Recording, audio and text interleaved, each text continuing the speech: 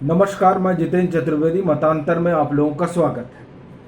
अफगानिस्तान पर तालिबानियों ने कब्जा कर लिया है। ये हिंदुस्तान के लेफ्ट लिबरल गिरोह के लिए बड़ी खुशी की बात है। अब वो इसलिए चूंकि वहां पर जो हो रहा है उसको लेकर ऑफ इंडिया ने खबर की और उस खबर में जो क्लब हाउस चैट है उसके जरिए उस हवाले से उन्होंने कुछ खबरें की और अरफा खानम का एक ट्वीट है और शकील अहमद कांग्रेस पार्टी के कद्दावर ने उनका एक ट्वीट। उन सारे ट्वीट को आप जब जोड़कर देखेंगे तो आप समझेंगे कि वहां जो शरिया का कानून लागू होगा, वहां जो खलीफा का कानून लागू होगा, वहां पर जो कट्टरपंथी सरकार जिस तरीके का अत्याचार, दुराचार और अप्राकृतिक आप ये कहिए कि अनाचार करेगी, उसका उनको बड़ा गुमान है और उस गुमान के साथ यहां के शांति दूतों का मूक समर्थन है। कहेंगे कैसे? ऑफ इंडिया लिखता है कि एक क्लब हाउस चैट लीक हुआ, उसमें वो लोग बड़ी खुशी मना रहे हैं कि चलिए बहुत अच्छा हुआ कि अफगानिस्तान में तालिबानी का कब्जा हो गया। उसी में आगे जो बात है मैं आपको बताता हूं, फिर आप समझिए कि क्या स्थिति है। उसमें कहा जाता है कि अगर तुमको समस्या है कि मुस्लिम सरकार शरिया कानून मुस्लिमों के लिए लगा रही है तो तुम्हें सेकुलर लोगों से भी समस्या होनी चाहिए कि वे सेकुलर लोगों पर सेकुलर लॉ लगा रही है। मतलब शरिया का कानून लागू होना चाहिए। यूं ही नहीं असुनी उपाध्याय को पकड़ा गया, दरअसल वो यूनिफॉर्म सिविल कोड की बात कर रहे थे और ये बात लेफ्ट लिबरल कबाल को कभी पसंद नहीं आई। देखिए, अफगानिस्तान में कट्टरपंथी सरकार आती है और उसका दोष अरफा खानम किसके ऊपर डालती हैं? राइट विंग के ऊपर डालती हैं। क्या कहती हैं सुनिए। Right wing is mocking and trolling Indian Muslim because Taliban have taken over Kabul. Even the worst human tragedy and miseries are just an opportunity for them. Same on you संगीज। भाई देखिए, आप सेम करिए लेकिन same उस शरिया law पर करिए जो वहां लागू होने वाला है। सेम उस कट्टरपंथी सोच पर करिए जो वहां अब नजर आएगी। और आज से 20 साल 30 साल पहले आपने 2001 के पहले अरफा तो बड़ी पत्रकार है, 30 साल से पत्रकारिता कर ही रही होंगी। इनको नहीं मालूम किस तरह से वहां पर सांस्कृतिक विरासतों को नष्ट किया गया था। किसने किया था?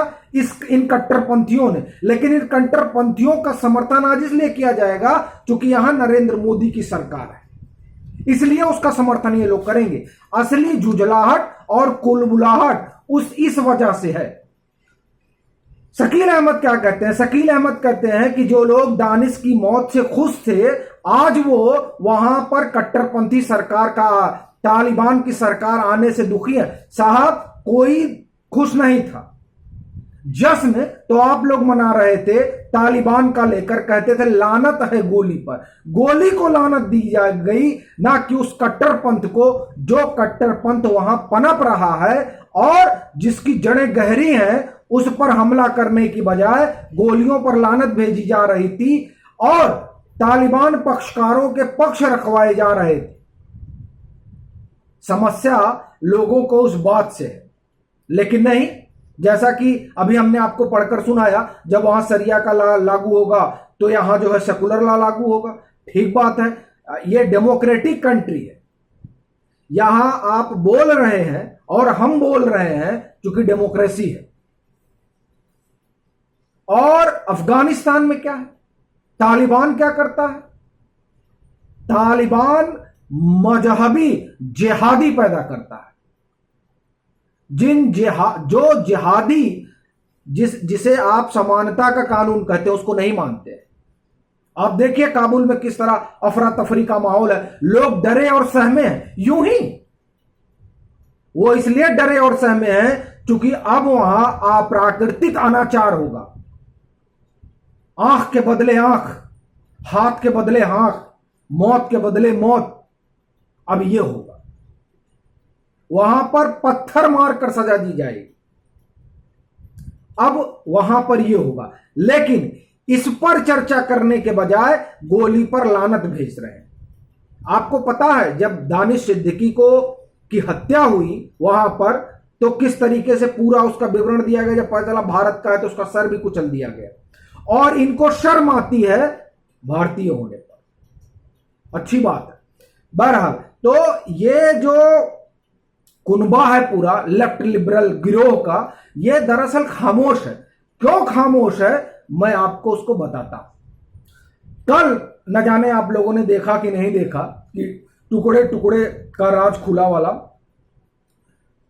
1942 में गंगाधर अधिकारी ने एक थीसिस लिखी थी। उसी के आधार पर एक रेजोल्यूशन पास हुआ था, कम्युनिस्ट पार्टी ने किया था।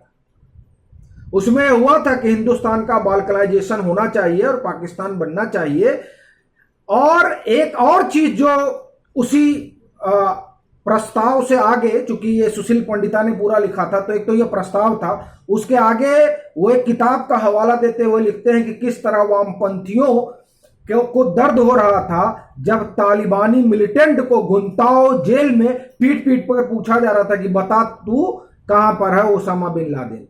तब ये उसको करते मानवाधिकार का उल्लंघन है। लेकिन आज जो तालिबान कर रहे हैं और आने वाले समय में जो करेंगे, वो क्या मानवाधिकार का हनन नहीं होगा? क्या उस पर वायर एनराम और स्वरा भास्कर ट्वीट करेंगी? स्वरा भास्कर ने तो बड़ा आसमानी सर पर उठा लिया था जब इजराइल फलस्तीनी आतंकियों को पीट रहा था, ठोक रहा था। हमास वहां का आतंकी संगठन है, सीधी बात।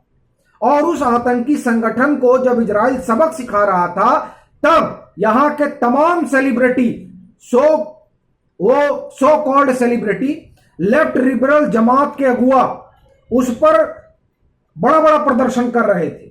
लेकिन आज जब तालिबान वहां के लोगों को पकड़कर पीटने की स्थिति में आ गया है, लोग भाग रहे हैं, देश छोड़ देना चाहते हैं, तब ये पूरा जो कबाल है वो कबाल खामोश है।